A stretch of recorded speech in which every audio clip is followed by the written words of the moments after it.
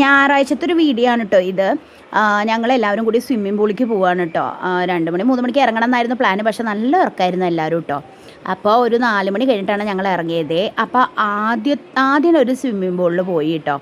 അതാ ഇവിടേക്കാണ് പോയത്. അവിടെ എന്താണെന്ന് വെച്ചാൽ അത്യാവശ്യം നല്ല തിരക്കുണ്ടായിരുന്നു. അവർ ഡോറ് ക്ലോസ് ചെയ്തു. ഇനി ആരേനും കയറ്റണില്ല, എത്ര പേരെന്നെ കയറ്റുന്നുള്ളൂ പറഞ്ഞു കേട്ടോ.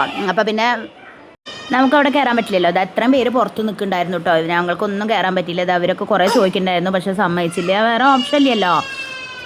അങ്ങനെ ഞങ്ങൾ അടുത്ത പൂളിലേക്ക് പോയി കേട്ടോ. ഞങ്ങൾ വിചാരിച്ചു അവസാനം ഇനി കയറാൻ പറ്റില്ല എവിടെയെന്ന് കേട്ടോ. അപ്പോൾ ഇവിടെയൊക്കെ എന്താ വെച്ചാൽ ഇപ്പോൾ ഒന്നാമത് കുട്ടികൾ നീന്തൽ പഠിക്കുന്ന ടൈമാണ് കേട്ടോ, വെക്കേഷനല്ലേ. അപ്പോൾ അതും നടക്കുന്നുണ്ട്.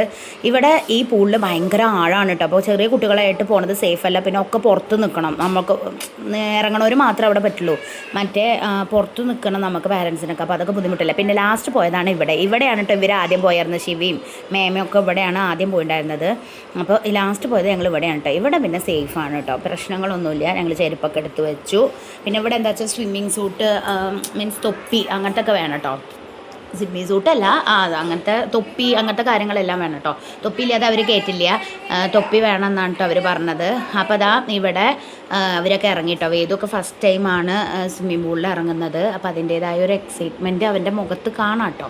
പിന്നെ ബേബിക്ക് പിന്നെ നീന്തൽ പഠിപ്പിച്ചു കൊടുത്തത് അവളുടെ അച്ഛമ്മയാണ്. കുറേ നേരം കളിച്ച് കഴിഞ്ഞപ്പോൾ വേദു ഇതാ കരയ്ക്ക് കയറിയിട്ടോ. അശോകന് ക്ഷീണമാകാം എന്നുള്ളതിൽ ആകെ കുട്ടി വിറച്ച് മതിയായി പറഞ്ഞിട്ട് വേഗം കയറിയിട്ടോ. കുറച്ച് നേരെ ഇരുന്നുള്ളൂ. കാരണം അവൻ അത്രയും തണുത്തിട്ട് അവൻ പുറത്തേക്ക് കയറിയിട്ടോ. അവനെ വയ്യാന്ന് പറഞ്ഞ്. പിന്നെ ഞങ്ങളെല്ലാവരും ടൈമായപ്പോൾ അയാൾ വിസിൽ വിളിച്ചു, എല്ലാവരോടും കയറാൻ പറഞ്ഞു. അപ്പോൾ എല്ലാവരും ഡ്രസ്സൊക്കെ മാറി. അവിടെ ഡ്രസ്സ് മാറാനുള്ള സൗകര്യം കാര്യങ്ങളൊക്കെ ഉണ്ട് കേട്ടോ. പിന്നെ ഞങ്ങൾ പോയത് ചായ കുടിക്കാൻ വിചാരിച്ചു കേട്ടോ. വയനാടൻ കഫേ പറഞ്ഞിട്ടുള്ള ഒരു ഇതിലേക്കാണ് പോയത്. മലയാളികളുടെ കടയാണ് അവിടെ. കണ്ണൂർ കഫേ അങ്ങനെ ഒരുപാടുണ്ട് കേട്ടോ. വയനാടൻ കഫേ പോയി. അപ്പോൾ ബേബിയോട് ചോദിക്കുന്നുണ്ട്, മേമ എന്താടി എനിക്ക് തണുക്കണ പനിക്കുണ്ടോ ചോദിക്കുന്നുണ്ട് കേട്ടോ. അപ്പോൾ ഞാൻ പേടിച്ചു. അപ്പോൾ കുറേ കാലത്തിന് ശേഷം ഞങ്ങൾ പഴംപൊരി കഴിച്ചു കേട്ടോ. നാട്ടിൽ നിന്ന് പോകുന്ന ശേഷം പഴംപൊരി ഒന്നും കഴിച്ചിട്ടുമില്ല, കണ്ടിട്ടുമില്ല.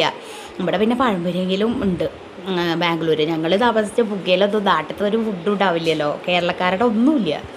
അപ്പോൾ പഴംപൊരി കഴിച്ചു. അപ്പോൾ ഞാൻ അടുത്ത പഴംപൊരി കേടായിരുന്നു ഗൈസ്. കേട് പറഞ്ഞാൽ അങ്ങനെ ഭയങ്കര ബലമായിരുന്നു. അപ്പോൾ അത് മാറ്റിയിട്ട് വേറൊരു പഴംപൊരി തന്നു കേട്ടോ.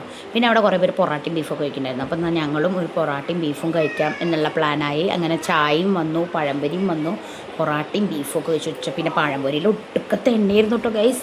നല്ല എണ്ണ കണ്ടോ, എൻ്റെ കൈ കണ്ടാൽ മനസ്സിലാവും. പൊറാട്ടയ്ക്ക് ഇത്തിരി ഉപ്പ് കുറവായിരുന്നു, എന്നാലും കുഴപ്പമുണ്ടായിരുന്നില്ല. എല്ലാവരും വയറ് വീർക്കനെ കഴിച്ചു. പിന്നെ വീട്ടിലെത്തിയിട്ട് ആർക്കും ഒന്നും വേണ്ടി വന്നില്ല കേട്ടോ. ഒരു ഫുഡും കഴിച്ചില്ല. കാരണം വയറ് വീർത്തിട്ടാണ് അവിടെ നിന്ന് ഇറങ്ങിയത്. വേദു കുറച്ചൊക്കെ ബാക്കിയിട്ടു കേട്ടോ, ബേബിയും കുറച്ചൊക്കെ ബാക്കിയിട്ടു. ഞങ്ങളെല്ലാവരും പ്ലേറ്റ് ഫുള്ളാക്കി കേട്ടോ.